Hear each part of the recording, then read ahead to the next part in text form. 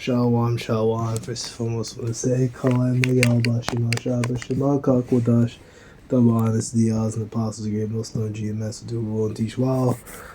Today, I want to get into Jeremiah 20 and 9. Alright, so let's see here. Maybe we can start verse 7. Jeremiah's complaint. O Lord, thou hast deceived me, and I will deceive. Thou art stronger than I, hast prevailed. I am in derision daily, and everyone mocketh me. Yeah, and that's how he felt, man. You know, because as you read up ahead, you know, he was, see, this guy here, Pashur, son of Emer the priest, pretty much he chief governor in the house of the Lord, you know, smote him and put him in the stocks, right?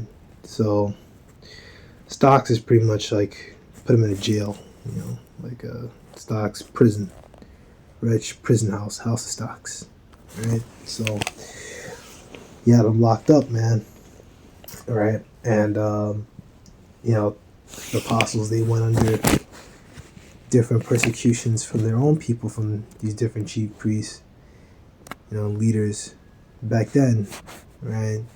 And to this day, you know, those are our people who are in high position. They also go out of their way to mock us and to try to come against us, right? Because they're sellouts, these Edomites, right? Just like how the chief priests and different people back then were, right?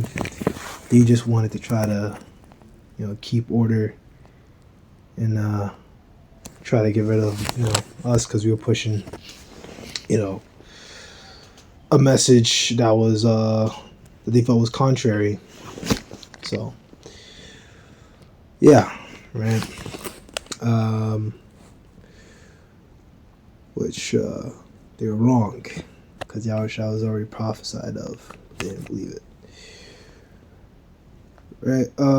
Jeremiah 20 and 8. For since I spake, I cried out, I cried violence and spoil, because the word of the Lord was made a reproach unto me in a derision daily. Right?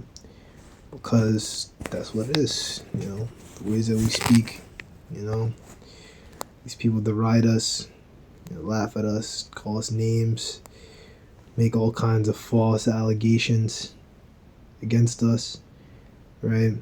But we read on here, right? Then I said, I will not make mention of him, nor speak any more of his name, but his words in my heart as a burning fire shut in my bones, and I was weary with forbearing, and I could not stay, right? See here, well, it doesn't say stay, but we're with forbearing, cease to be supplied, contain. So he couldn't contain it. He couldn't contain the spirit, man. Right? The rules in him like fire in his bones. It was something that he was compelled to do, man. Even though, you know, he was suffering persecution, you know, Jeremiah still wanted to push this truth, man, and push, you know, the prophecies that he needed to push, right? You know, they already did, you know, the legwork. You know, he saw the visions. I don't say it like that, but, you know, he already saw the visions and those things are written down, right? But now, we, over 2,000 years later, right? Let me see, Jeremiah, wasn't he like 900 BC? It's like almost like 3,000 years ago, right? If my math is mathing. Well, no. If that's 900, when did Babylon come? Was that 700 BC, or might have been 700s? Maybe 600s, 600s or so, like late 600s, I believe so. But like 2600, over 2,600 years ago, right? If my math is mathing, right? But you know, these many years later, right?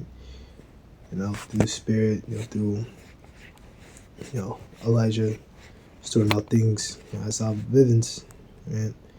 We have, you know, this knowledge, man. You know, the Lord has, you know, caused knowledge to be increased, man. You know, so now we know these prophecies unfolding. We know that we're in these end times, right? Let's get precept. the book of Amos 3 and 6. Shall trumpet be blown in the sea, and the people not be afraid? Shall there be evil in the sea, and the Lord have not done it? Right? Because the Lord creates good, and He creates evil. Right? He does both. Right? So, that's a very fearful power, man. That's why we should have fear, right? But even though He's like a fearful power, even though He's a fearful power, we also know of His mercy, man. I can't remember how it goes, but it was in Sirach. I thought I heard something, but whatever. So as His majesty is, so is His mercy, right? And His long suffering, right? Surely the Lord power will do nothing but reveals His secret to His servants, the prophets, right? And that's how, going back to the elders all the way down to us, right? It came down in time, learned in time, right? That's how we learn all these things, man, right? We gain this knowledge, wisdom, understanding, right? It's only, you're not going to be able to understand the truth unless the Lord is dealing with you, right? Then you'll be able to understand these prophecies and understand these mysteries, man. And let the lion have the Lord, or who would not fear, right? Like if you're in the woods and you see a lion roaring, what should not could be in fear, right?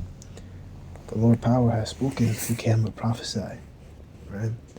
Exactly, right? And that's what we're doing, When we go out there week in, week out, in the street corners, we're compelled to do so, right? And hell, even these other nations, like it says in maybe Joel 2, maybe Amos 2, I can't remember where, but it says that the Lord will cause, your sons, your daughters to prophesy, your servants to prophesy. Like these other nations, they're seeing visions now, right? And they're bugging out, right? Some brothers, I think certain brothers, like children, have seen certain things, had certain dreams, and of course the brothers break it down, right? But these are things that are happening in these last days, right? So we're compelled to do this, right? So that's why, you see brothers come out. It could be cold, it could be hot, right? Whatever it is, man. But let's be out there, man. Right? So, no one edified, and I say shalom.